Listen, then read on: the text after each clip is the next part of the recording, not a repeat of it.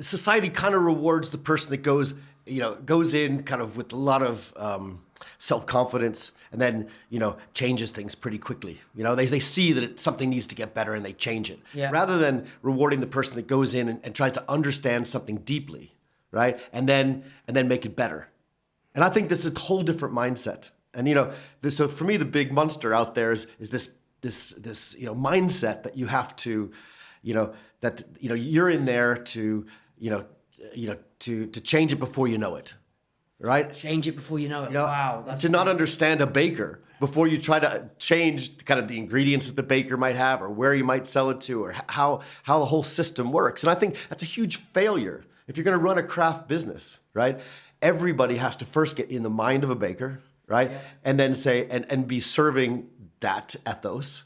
And then from that ethos, okay, you can play jazz, you can take it this way, take it that way. But you can't do that here until you put in the time, for me, understanding what the ethos of the baker is. And that is that's a monster that you slay all the time. You just have to keep vigilant, say, I'm not letting that in. Yes. Because sometimes it's very tempting. You say, "Oh shit, that's a really good idea," So give an example but it's not connected. Give an example of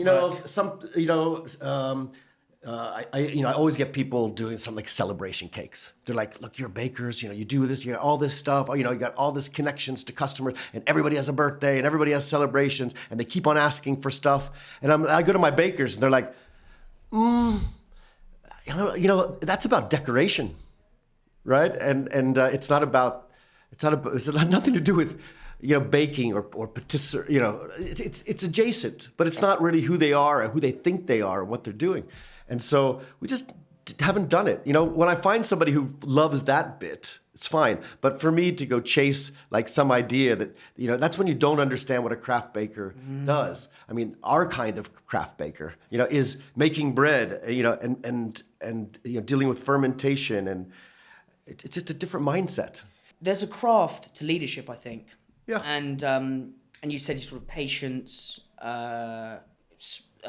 slowing down, details. Is this expertise, like growing expertise? What would you say? I know Marta's amazing. She's sort of, I don't know how long she's been here actually, but yeah. 7, 8 years. 7, 8 years. What she taught you about the craft of leadership, do you think? Yeah, I think, look, there's a lot of people. I'm a product person. Like for me, I buy into, if the whole world had to leave one thing, you'd want to like focus on the product, right? And people will build their careers and their understanding of themselves and each other through the product, through this attempt to make an amazing product. Okay.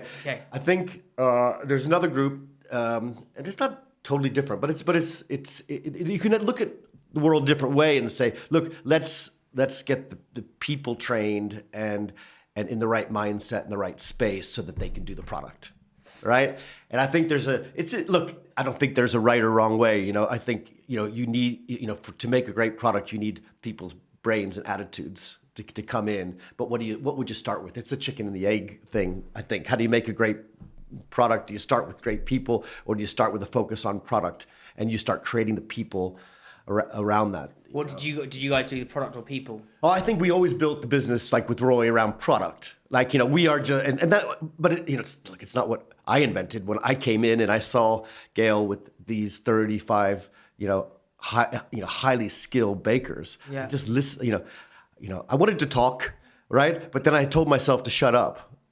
And just that's a really interesting. That's the leadership nuance right there. Is don't shut up. Actually, yeah, that's right.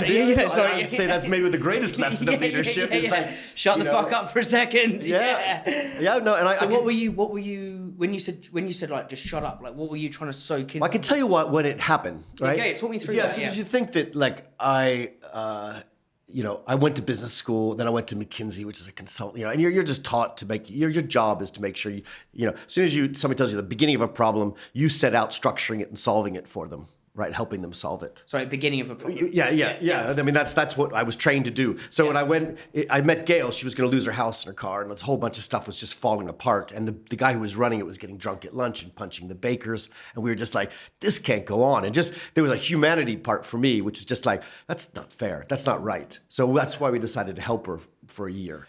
So the bakers well, the bloke who's running it is punching the bakers. She's about to lose everything. Yeah. Talk me through that. So it's my first month or two. Yeah, talk me right? through the first month. And What does that look like? We have some really amazing customers making amazing stuff. And I remember one chef called me and was like, "Hey Tom, I know it's a bit late. Can you double the number of potato rosemary sourdough you can do?" I said, "Well, how much you taking?" He's like, "Well, I'm taking, I think it's like 4 or 6 or something like that, right?" Yeah. So it's that number. Yeah. And I was like, "That's just no problem. Another sale, a happy chef."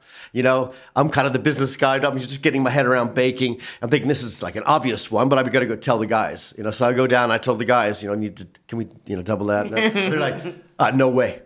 I was like, are you kidding me? Yeah. No, we can't because it's going to stress the mother dough, and I can't. I'm not going to take a risk with the mother dough. Yeah. And I was like, seriously? And he's like, yeah, absolutely seriously. And I was like, okay, you've been here longer than I have. So I go back to the chef, and instead of him going, expecting like him to yell at me, he's like, oh, that's cool, totally respect that. What else could he do?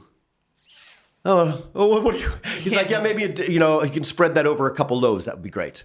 And I went back and said, yeah, I can do that, but I just, I got to protect my mother dough. So basically, I have to protect my craft. I have to protect my ingredients. I can't just be shooting out volume. I need to be doing quality. Yeah. That's what the message was. And it also taught me I knew shit, right? I knew fuck all, right? Yeah. And there's this chef and this baker, and they, and I'm this guy in between, but that made me understand I have a lot to learn. Espressos is sponsored by supply chain software gurus Unleashed. It talks to your e-com and accounting software. It's helped islands cut admin time in half, get granular clarity on your margins, know where your stock is, don't miss availability. Brands like Candy Kittens, Tiny Rebel and Trip all use Unleashed, and so should you.